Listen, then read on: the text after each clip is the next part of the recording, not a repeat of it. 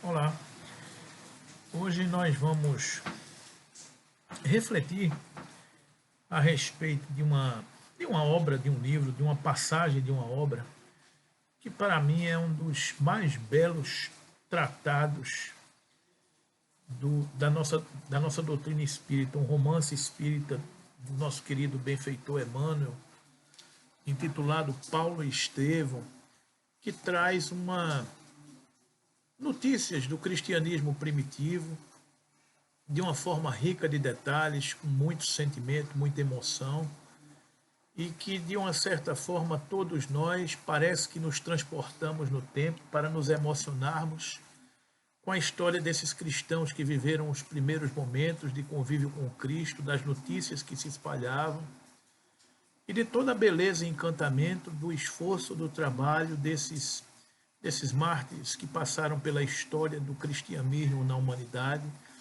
para nos apresentar um roteiro tão brilhante, tão robusto, de vivências e de experiências que nos impulsionam para seguir a tarefa de ser cristão. Então, primeiramente, fazer uma pequena referência a essa obra Paulo e Estevão, que no seu primeiro capítulo, Emmanuel nos traz um capítulo intitulado Uma Breve Notícia, nessa obra que foi psicografada por Chico Xavier em julho de 1941, veio ao prelo, veio a ser publicada. E Emmanuel faz uma observação que ele não quer criar apenas mais uma biografia de um apóstolo que já está bastante explorada na literatura religiosa do mundo, mas ele quer apresentar, antes de tudo, a figura do cooperador fiel na sua legítima feição de homem transformado para Jesus Cristo e atento ao ministério divino. Recordar as lutas acerbas e os ásperos testemunhos de um coração extraordinário que se levantou das lutas humanas para seguir os passos do Mestre Jesus num esforço incessante. Ele quer recordar que Paulo recebeu a dádiva santa na visão gloriosa do Mestre, às portas de Damasco, mas que nós não podemos esquecer a declaração de Jesus relativa ao sofrimento que o aguardava, por amor a seu nome. Certo é que o inolvidável tecelão, Paulo foi tecelão, trazia o seu ministério divino. Mas qual de nós estará no mundo sem o ministério de Deus? Muita gente dirá que desconhece a própria tarefa, que é insciente a tal respeito, mas nós não podemos responder que, além da ignorância, a desatenção e muito capricho pernicioso. Os mais exigentes advertirão que Paulo recebeu um apelo direto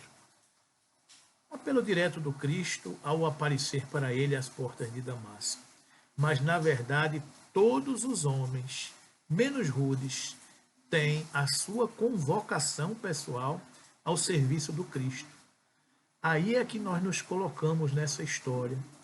Todos nós temos uma convocação pessoal para os serviços do Cristo. Nós somos chamados ao testemunho de servir ao Cristo em todas as vinhas que estamos mergulhados, nos diversos papéis que exercemos na nossa jornada. As formas podem variar, mas a essência ao apelo é sempre a mesma. O convite ao ministério chega, às vezes de maneira sutil, inesperadamente. A maioria, porém, resiste ao chamado generoso do Senhor. A figura de Paulo avulta-se muito aos nossos olhos, cresce aos nossos olhos, agiganta-se aos nossos olhos, porque ele ouviu, ele entendeu esse chamamento, ele negou a si mesmo, ele arrependeu-se, tomou a sua cruz e seguiu ao Cristo até o fim de suas tarefas materiais. Entre perseguições, enfermidades, apodos, zombarias, desilusões, deserções, pedradas, açoites e encarceramentos, Paulo de Tarso foi um homem intrépido e sincero, caminhando entre as sombras do mundo, ao encontro do Mestre que se fizera ouvir nas encruzilhadas de sua vida. Foi muito mais que um predestinado, foi um realizador que trabalhou diariamente para a luz. O Mestre chama-o da sua tarefa de claridades imortais. Paulo tateia na treva da experiência humana e responde: Senhor, que queres que eu faça? Entre ele e Jesus havia um abismo.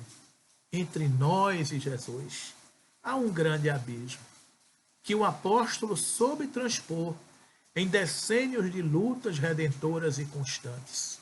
Demonstrá-lo para o exame do quanto nos compete em trabalho próprio, a fim de ir ao encontro do Mestre Jesus, é o objetivo desta obra. Demonstrar o esforço do apóstolo dos gentios para ir ao encontro do Mestre Jesus. Reconhecer que o apóstolo não poderia chegar a essa possibilidade em ação isolada no mundo. Outra lição grandiosa: nós não estamos sós em momento algum. Sempre somos assistidos por uma nuvem de testemunha. E assim que Saulo, que Paulo, o convertido de Damasco, é assistido, é amparado nessa sua tarefa gloriosa de pregar e de espalhar o cristianismo para a humanidade. Porque sem Estevão, Gesiel, após ser rebatizado em Estevão, não teríamos Paulo de Tarso e outros abnegados espíritos que estão mergulhados como missionário nessa jornada do cristianismo primitivo. A exemplo de Abigail, Ananias, Gamaliel, apóstolos Pedro, João, Tiago, Timóteo, Lucas e tantos outros espíritos abnegados que já conheciam o Cristo e que estavam ladeando Paulo nessa tarefa gloriosa de espalhar o cristianismo para os gentios, para os não iniciados, saindo do meio da comunidade judaica e cravando essa bandeira nas diversas escolas religiosas que pregava o evangelho dos homens do caminho, depois rebatizado por Lucas como cristianismo, esse movimento inicial que hoje nós podemos dar notícias da boa nova, trazida por estes homens valorosos e corajosos, para enfrentar as dificuldades, os açoites, as deserções, as pedradas, os encarceramentos, as zombarias e os encarceramentos, naquela época, para hoje nós termos a mensagem pura e cristalina do Mestre Jesus de Nazaré. Esse é o objetivo desta obra. E para isso, queridos irmãos, que nós nos identificamos nessas histórias, porque todos nós, como lembra Emmanuel, temos as nossas tarefas, as nossas missões. E nessas tarefas da vida, nós sempre nos questionamos, diante dos desafios de passamos a ser cristãos, relativamente às nossas necessidades espirituais.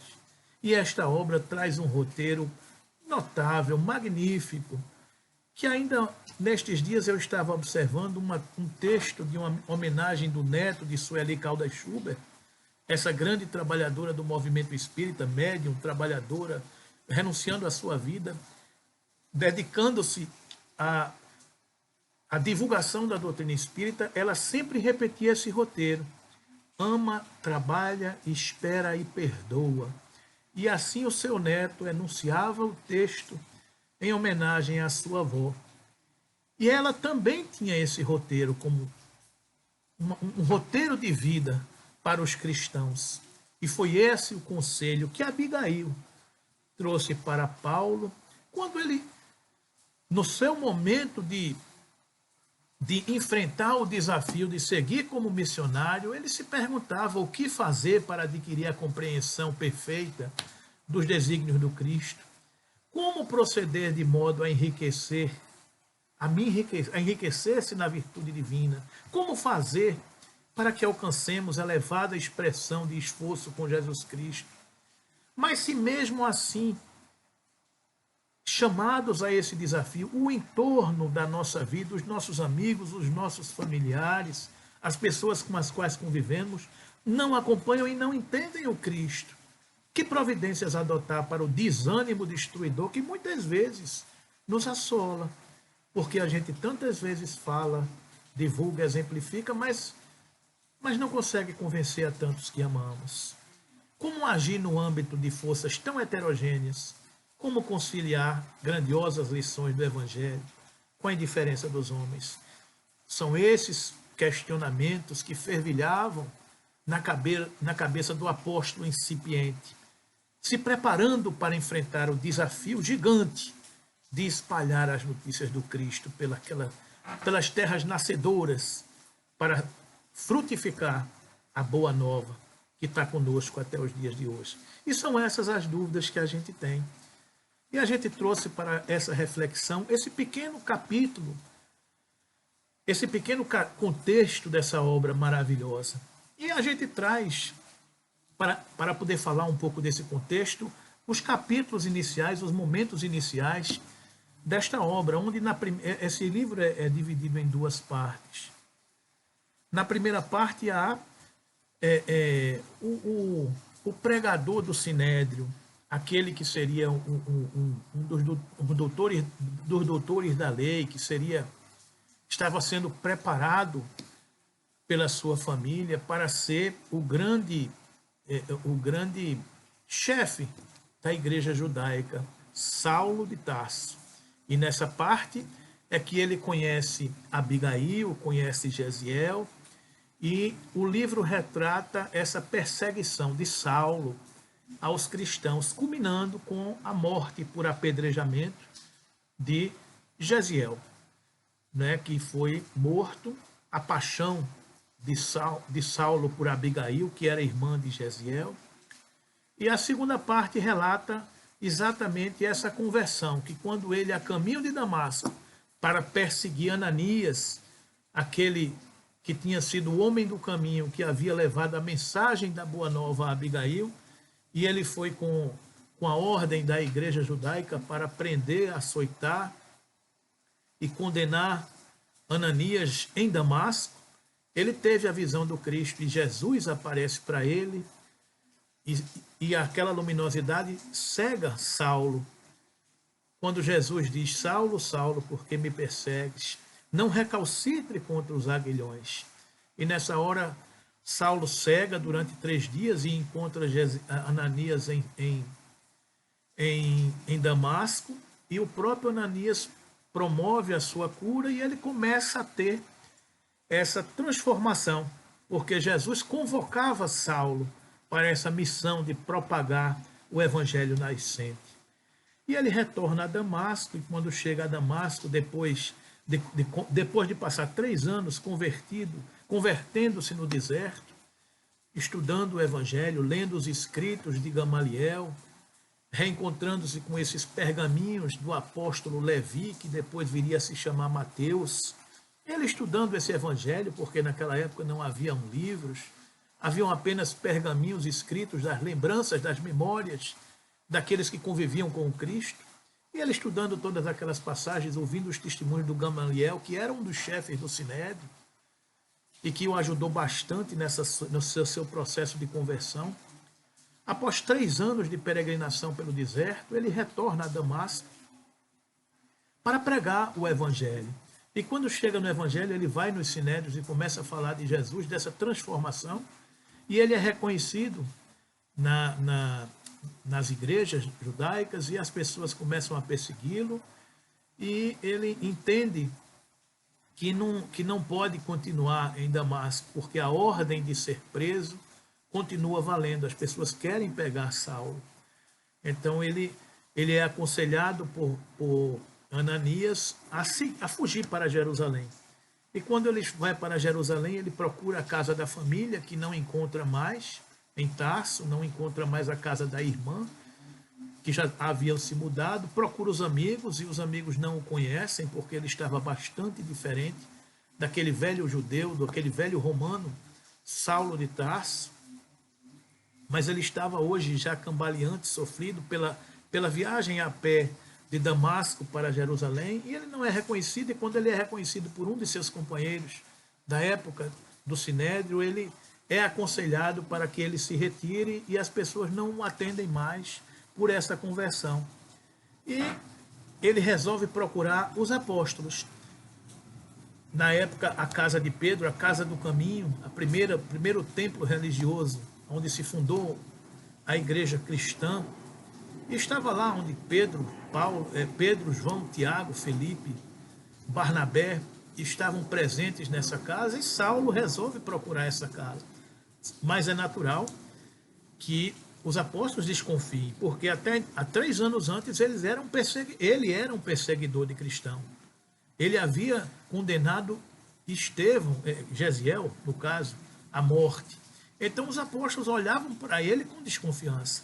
Então, como ele não tinha para onde ir, já que os seus amigos do Sinédrio não encontrou a sua família, e que seus amigos do Sinédrio, seus amigos antigos judeus, não reconheceram, ele procurou a igreja do caminho. E aí a gente começa a observar essa trajetória do sofrimento de Paulo, a perseverança do testemunho cristão.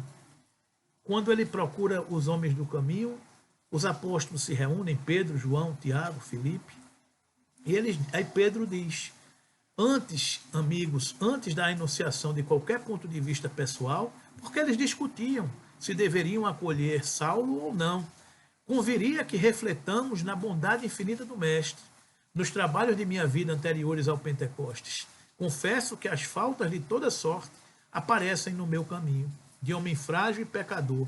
Ou seja, Pedro reconhecendo que antes de Jesus ele era pecador. Não hesitava de apedrejar os mais infelizes e cheguei mesmo a advertir o Cristo para fazê-lo.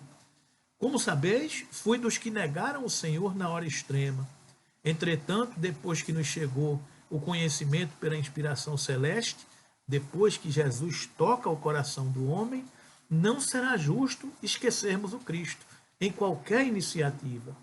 Precisamos pensar se Saulo de Tarso procura valer-se de semelhantes expedientes para desferir novos golpes nos servidores do Evangelho.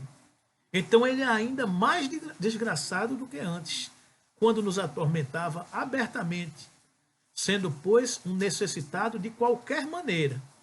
Então, deste modo, não vejo razões para lhe recusarmos mãos fraternas. Esclarecia e opinava Pedro, diante da opinião dos outros amigos. E continuava dizendo: convenhamos que se de fato Saulo de Tarso possa ser o lobo simbólico, ainda aí, após esse conhecimento hipotético, teríamos profunda questão a resolver. Se estamos numa tarefa de paz e de amor, que fazer com o lobo depois da necessária identificação? Matar? Sabemos que isso não entra em nossa linha de conta. Não seria mais razoável refletir nas possibilidades de domesticá-lo? Essa foi a argumentação de Pedro. Com um sorriso generoso, Barnabé abraçou o ex-rabino, porque depois dessa consideração foi determinado que Barnabé iria ao encontro de Saulo, que estava repousando em uma pousada, procurá-lo, porque os apóstolos discutiam se deveriam ou não acolher Saulo, o convertido de Damasco. Pedro defendia, Barnabé também era simpático, mas Tiago tinha suas dúvidas de que ele poderia voltar para desferir novos golpes nos cristãos. E foram esses os argumentos que Pedro apresentou. Então, no outro dia, Barnabé foi a essa pousada e, com um sorriso generoso, abraçou o ex-rabino pela manhã, na pensão em que se hospedara. Nenhum traço da sua nova personalidade indicava aquele perseguidor famoso que fizera Simão Pedro decidir a convocação dos amigos para resolver o seu acolhimento. O ex-doutor da lei era toda humildade. Estava doente. Indisfaçável fadiga transparecia nos mínimos gestos. A fisionomia não iludia um grande sofrimento. Correspondia às palavras afetuosas do visitante com um sorriso triste e acanhado. Via-se-lhe, entretanto, a satisfação que a visita lhe causava. O gesto espontâneo de Barnabé sensibilizava-o. A seu pedido, Saulo contou-lhe a viagem a Damasco e a gloriosa visão do Mestre, que constituía o marco inovidável de sua vida. irmão Saulo. E dessa forma, queridos amigos, ele foi acolhido. No outro dia, neste mesmo dia, Barnabé o levou para a casa do caminho. E quando chegou lá, Pedro lhe disse comovido: irmão Saulo, Jesus quer que sejas bem-vindo a esta casa. Sensibilizara-se sobremaneira ao relembrar tamanhas graças. Pedro e Timon não tinham dúvidas. A visão do ex-rabino tinha sido real. Ele realmente tinha visto Jesus e realmente Jesus havia o convocado. Efetivamente, o mestre voltara a fim de converter o grande perseguidor da sua doutrina, requisitando Saulo de Tarso para o redil do seu amor. Revelara mais uma vez a lição imortal do perdão e da misericórdia. Instado a explanar suas novas esperanças, seus projetos de trabalho espiritual, bem como o que pretendia fazer em Jerusalém, confessou-se desde logo profundamente reconhecido por tanto interesse afetuoso e falou com certa timidez: necessito entrar numa fase ativa de trabalho, com que possa desfazer meu passado culposo. É verdade que fiz todo o mal à igreja de Jesus em Jerusalém, mas se a misericórdia de Jesus dilatar minha permanência no mundo, empregarei o tempo que me restar a esta casa de amor e paz, a outro lugar, e estender esta casa de amor e paz a outros lugares na terra. Está aí a missão de Paulo, se transformar no apóstolo dos gentios, espalhando a notícia da boa nova aos não iniciados, fora de Jerusalém, fazendo as suas 5 viagens e levando a bandeira e fundando templos religiosos onde quer que passasse. Sim, replicou Simão ponderadamente, certo que o Messias renovará tuas forças de modo a poderes atender a tão nobre cometimento na época oportuna. Está aí uma grande lição para todos nós. Somos pecadores, somos equivocados, erramos, caímos em tentações, mas na hora que nos convertemos ao Cristo, colocamos a mão na charrua e não olhamos mais para trás. Podemos nos converter e perseguir de volta o caminho do Cristo. Seguir adiante nas tarefas que nos são reveladas. E ele é aconselhado por Pedro e pelos amigos de que ele não pode permanecer em Jerusalém, porque ele será reconhecido e será perseguido. Então ele decide voltar para Tarso. E ele diz: voltarei a Tarso, disse com humildade. É possível que meu velho pai, o velho Isaque, compreenda a situação e ajude meus passos. Sei que Jesus abençoará meus esforços. Se é preciso recomeçar a existência, recomeçarei no lar de onde provim. Então, nesta hora, ele retorna, ele faz uma viagem de retorno a Tarso. E nessa viagem, ele atinge as primeiras ruas de Tarso, de alma presa. As recordações sucediam-se ininterruptas. Bateu a porta do lar paterno e, pela fisionomia indiferente dos servos, compreendeu como voltava transformado. Os 2 criados, mais antigos, não o reconheceram. Guardou silêncio e esperou. Ao fim de longa espera, o genitor foi recebê-lo. O velho Isaque, amparando-se ao cajado, nas adiantadas expressões de um reumatismo pertinaz, não dissimulou um gesto largo de espanto. É que reconhecera de pronto o filho. E o velho Isaque faz a pergunta: será que estás mesmo curado? Para o rapaz, tal pergunta era mais um golpe desferido na sua sensibilidade afetiva. Sentia-se cansado, derrotado, desiludido, necessitava de alento para recomeçar a existência no idealismo maior, e até o pai o reprovava com perguntas absurdas. Ansioso de compreensão, retrucou de maneira comovedora: meu pai, por piedade, acolhei-me. Não estive doente, mas sou agora necessitado pelo Espírito. Sinto que não poderei reiniciar minha carreira na vida sem algum repouso. Estendei-me vossas mãos. Não estive doente? Não estivestes doente? Pergunta o pai. Que significa então a triste comédia de Damasco? Os filhos podem ser ingratos e conseguem esquecer, mas os pais, se nunca os retiram do pensamento, sabem sentir melhor a crueldade do seu proceder. Não te doeria ver-nos vencidos e humilhados, com a vergonha que lançaste sobre a nossa casa? Ralada de desgostos, tua mãe encontrou um lenitivo na morte. Mas eu, acreditas-me insensível à tua deserção? Se resisti, foi porque guardava a esperança de buscar Jeová, supondo que tudo não passasse de um mal entendido, que uma perturbação mental houvesse atirado contigo na incompreensão e nas críticas injustificáveis do mundo. Criei-te com todo o desvelo que um pai de nossa raça costuma dedicar ao único filho varão. Sintetizava as gloriosas promessas para a nossa estirpe. Que dizer que o episódio de Damasco não foi ilusão? Quero dizer que o episódio de Damasco não foi ilusão e que Jesus reformou minha vida, respondeu Saulo. Não poderias ver em tudo isso rematada loucura? Continuou o pai com espanto. Impossível. Como abandonar o amor da minha família, as tradições veneráveis de teu nome, as esperanças sagradas dos teus, para seguir um carpinteiro desconhecido? Saulo compreendeu o sofrimento moral do genitor quando assim se exprimia. Teve ímpeto de atirar-se-lhe aos braços amorosos, falar-lhe do Cristo, proporcionar-lhes entendimento real da situação. Mas prevendo simultaneamente a dificuldade de se fazer compreendido, observava-o resignado, enquanto ele prosseguia de olhos úmidos, revelando a mágoa e a cólera que o dominavam. Como pode ser isto?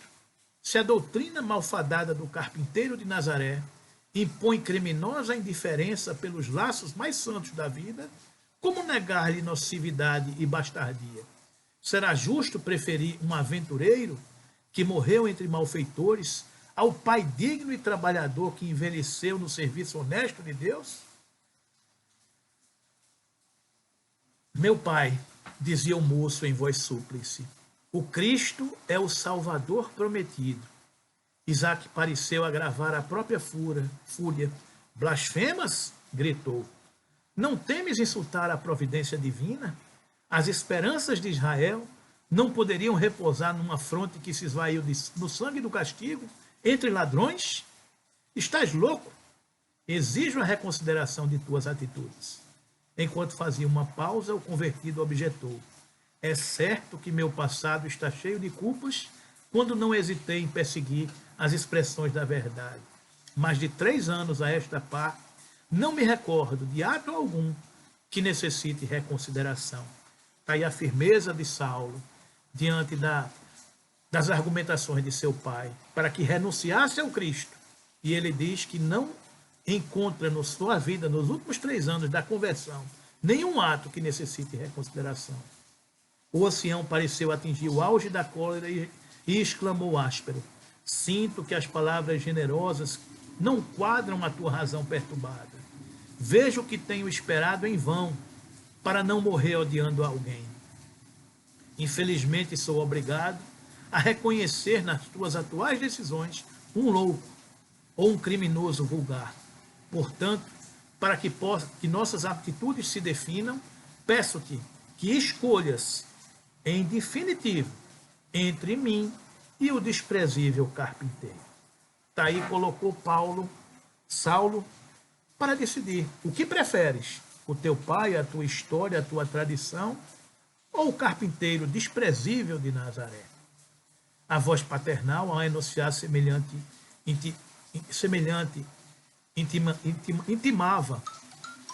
intimativa, era abafada, vacilante, evidenciando profundo sofrimento. Saulo compreendeu e, em vão, procurava um argumento intensamente no ensino de Jesus sobre os laços da família. Sentia-se estreitamente ligado ao generoso velhinho. Queria ampará-lo na sua rigidez intelectual, abrandar-lhe a afeição tirânica, mas compreendia as barreiras que se antepunham aos seus desejos sinceros. Sabia que com que severidade fora formado o seu próprio caráter, prejulgando a inutilidade dos apelos afetivos, murmurou, entre humilde e ansioso. Meu pai, precisamos, ambos, de Jesus. O velho inflexível endereçou-lhe um olhar austero e retrucou com aspereza: tua escolha está feita. Nada tens a fazer nesta casa. O velhinho estava trêmulo, via-se-lhe o esforço espiritual para tomar aquela decisão. Saulo contemplou-o em atitude silenciosa e suplicante. O lar era a derradeira esperança que ainda lhe restava. Não queria crer na última perda. Cravou no ancião os olhos quase lacrimosos e, depois de longo minuto de expectação, implorou num gesto comovedor que lhe não era habitual. Falta-me tudo, meu pai. Estou cansado e doente. Não tenho dinheiro algum. Necessito da piedade alheia. E, acentuando a queixa dolorosa, também vós me expulsais? Isaac sentiu que a rogativa lhe vibrava no mais íntimo do coração, mas julgando talvez que a energia era mais eficiente que a ternura, respondeu, no caso, secamente: corrige as tuas impressões, porque ninguém te expulsou. Foste tu que votaste os amigos e os afetos mais puros ao supremo abandono. Tens necessidades? É justo que peças ao carpinteiro as providências acertadas. Ele que fez tamanhos absurdos terá poder bastante para valer. Ou seja, o pai disse-lhe o seguinte: você que escolheu, já que você precisa de alguma coisa, peça ao carpinteiro, que ele te proverá. Imensa dor represou-se no espírito do ex-rabino. As alusões ao Cristo doíam-lhe muito mais que as reprimendas diretas que recebera. Sem conseguir refrear a própria angústia, sentiu que as lágrimas ardentes rolavam-lhe nas faces queimadas pelo sol do deserto. Nunca experimentara pranto assim amargo, nem mesmo na cegueira angustiosa consequente à visão de Jesus. Chorara tão penosamente, não obstante esquecido numa pensão sem nome, cego e acabrunhado, sentia a proteção do Mestre, que o convocara ao serviço divino. Porque o Cristo consola. O desafio é sempre grande, mas o Cristo consola. Guardava a impressão de estar mais perto do Cristo. Regozijava-se nas dores mais acerbas, pelo fato de haver recebido às portas de Damasco o seu apelo glorioso e direto. Mas depois de tudo, procurava em vão apoio nos homens para iniciar a sagrada tarefa. Os mais amigos recomendavam-lhe a distância. Por último, ali estava o pai, velho e abastado, a recusar-lhe a mão no instante mais doloroso da vida.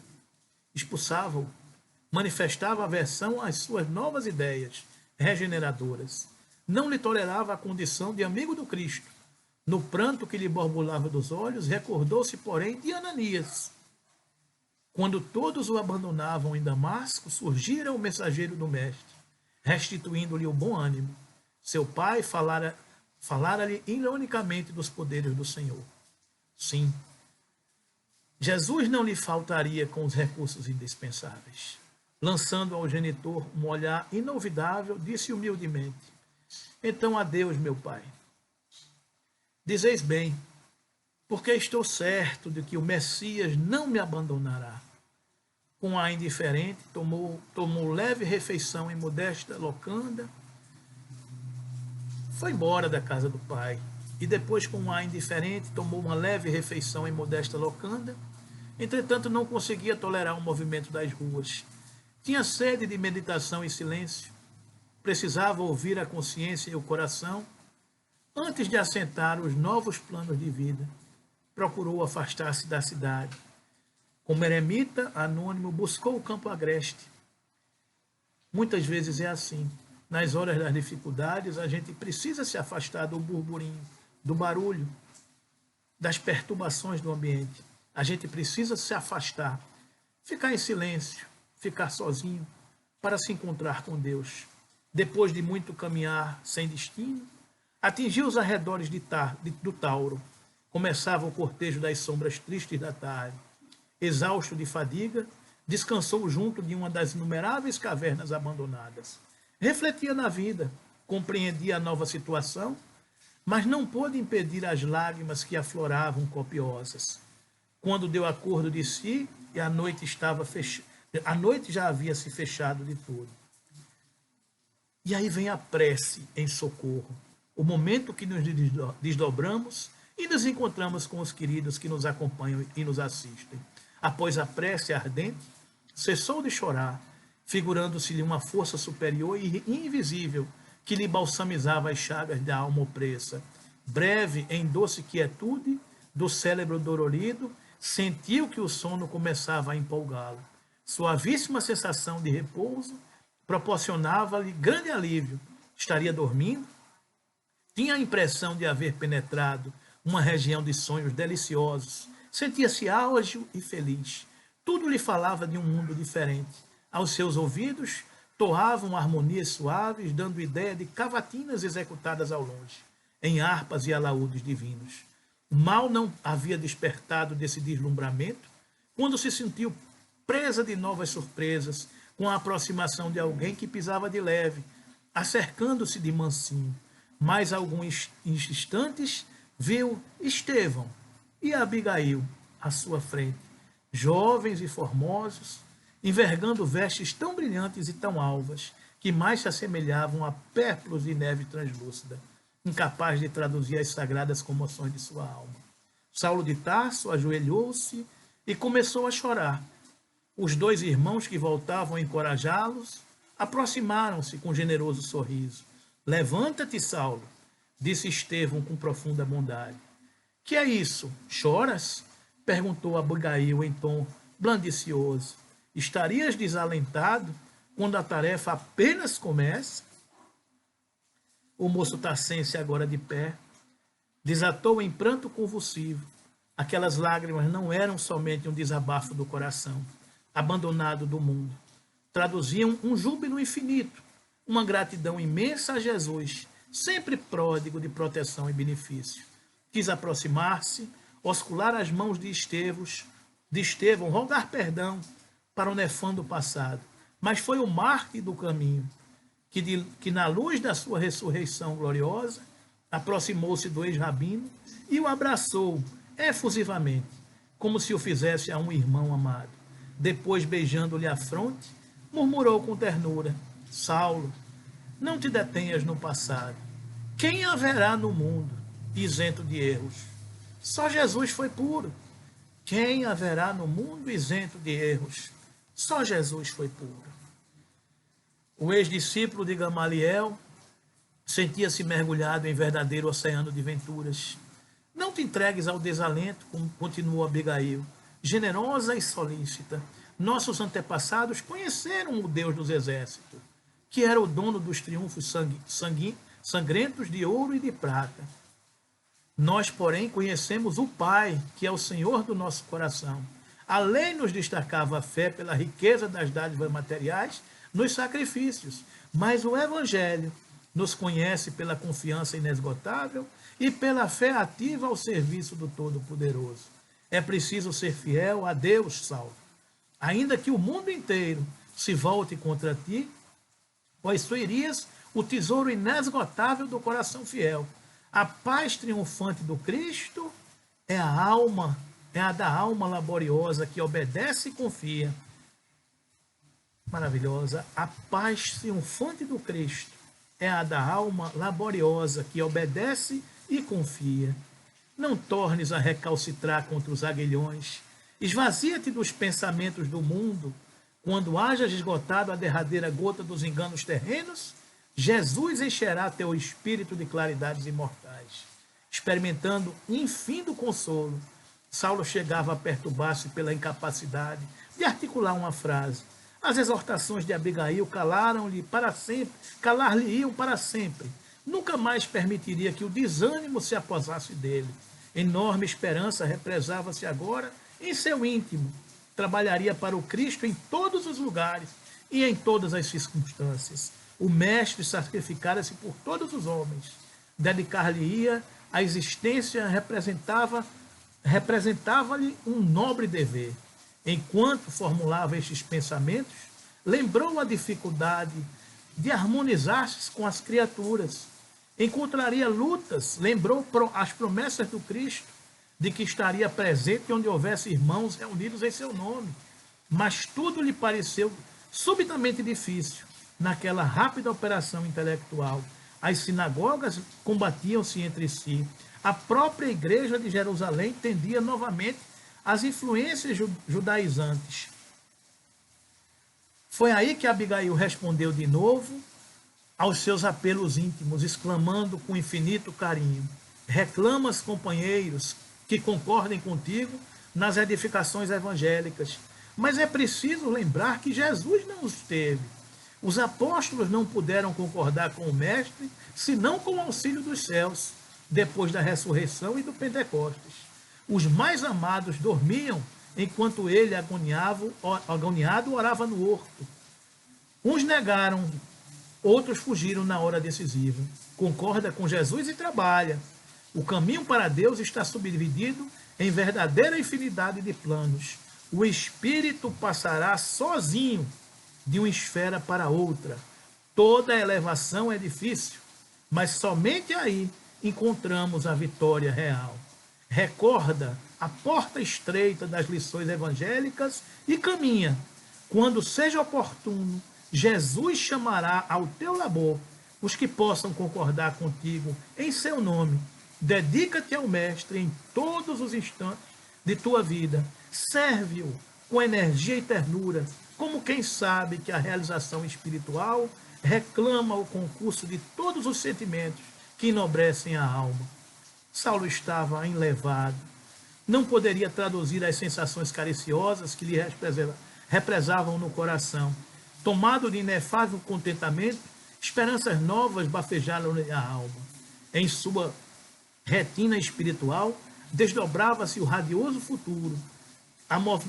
Quis mover-se a agradecer a dádiva sublime, mas a emoção privava-o de qualquer manifestação afetiva. Entretanto, pairava-lhe no espírito uma grande interrogação. Que fazer doravante para triunfar? Como complementar as noções sagradas que lhe competia exemplificar praticamente sem anotação de sacrifícios? Deixando-se perceber que lhe ouvia as mais secretas interpelações, Abigail adiantou-se sempre carinhosa. Saulo, para a certeza da vitória no escabroso caminho, lembra-te de que é preciso dar. Jesus deu ao mundo quanto possuía e, acima de tudo, deu-nos a compreensão intuitiva das nossas fraquezas, para tolerarmos as misérias humanas. E aí, Abigail, por sua vez, apertava-lhe as mãos com imensa ternura. O ex-rabino desejara prolongar a deliciosa visão para o resto da vida, manter-se junto dela para sempre. Contudo, a entidade querida esboçava um gesto de amoroso adeus. Esforçou-se então por catalogar apressadamente suas necessidades espirituais, desejoso de ouvi-la relativamente aos problemas que o defrontavam, ansioso de aproveitar as mínimas parcelas daquele glorioso e fulgar minuto. Saulo alinhava mentalmente grande número de perguntas, dúvidas e esclarecimentos. Que fazer para adquirir a compreensão perfeita nos desígnios do Cristo? Ama, respondeu Abigail espontaneamente. Mas como proceder de modo a enriquecermos na virtude divina? Jesus aconselha o amor aos próprios inimigos. Entretanto, considerava quão difícil devia ser semelhante realização. Penoso testemunhar dedicação sem o real entendimento dos outros. Como fazer para que a alma alcançasse tão elevada expressão de esforço com Jesus Cristo? Trabalha, esclareceu a nova amada, sorrindo bondosamente. Abigail tinha razão. Era necessário realizar a obra de aperfeiçoamento interior. Desejava ardentemente fazê-lo. Para isso, insulara-se no deserto por mais de 1000 dias consecutivos. Todavia, voltando ao ambiente do esforço coletivo, em cooperação com antigos companheiros, acalentava sadias esperanças que se converteram em dolorosas perplexidades. Que providências adotar contra o desânimo destruidor? Espera, disse ela ainda, num gesto de terna solicitude, como quem desejava esclarecer que a alma deve estar pronta a atender ao programa divino em qualquer circunstância extrema de caprichos pessoais. Ouvindo-a, Saulo considerou que a esperança fora sempre a companheira dos seus dias mais ásperos. Saberia aguardar o porvir com as bênçãos do Altíssimo, confiaria na sua misericórdia, não desdenharia das oportunidades do serviço redentor. Mas os homens em toda parte medrava a confusão dos espíritos. Reconhecia que, de fato, a concordância geral em torno dos ensinamentos do Mestre Divino representava uma das realizações mais difíceis no desdobramento do Evangelho.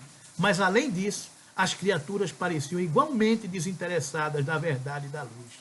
Os israelitas agarravam-se à lei de Moisés, intensificando o regime das hipocrisias farisaicas.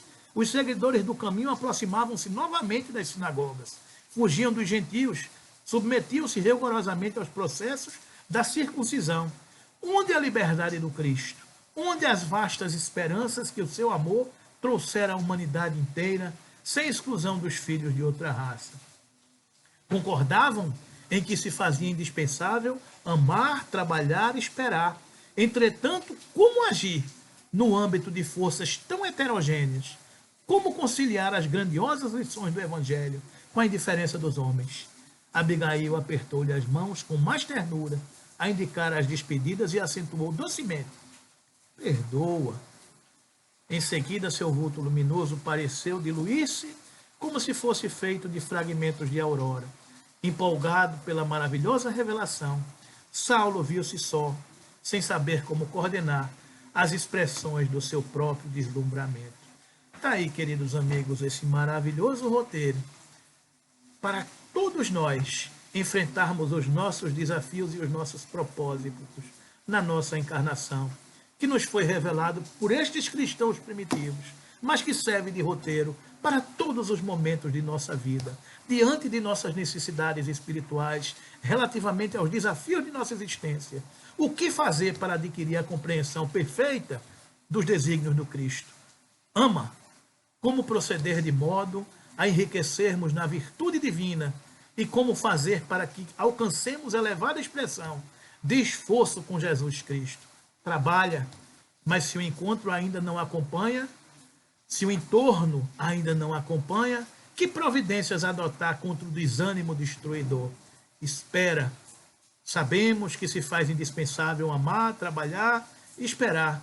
Entretanto, como agir no âmbito de forças tão heterogêneas? Como conciliar as grandiosas lições do Evangelho com a indiferença dos homens? Perdoa. Está aí, queridos amigos, o roteiro traçado por Abigail para Paulo vencer a si mesmo e vencer ao mundo. Ama, trabalha, espera e perdoa. Mãos à obra, cristãos da atualidade. Temos o nosso mundo, o nosso ser para se transformar. E temos o mundo em regeneração para ajudar na sua transformação. Ama, trabalha, espera e perdoa. Está aí o roteiro traçado para cada um de nós. Que Jesus nos abençoe e nos inspire, sempre nesses propósitos superiores da alma humana. Muita paz.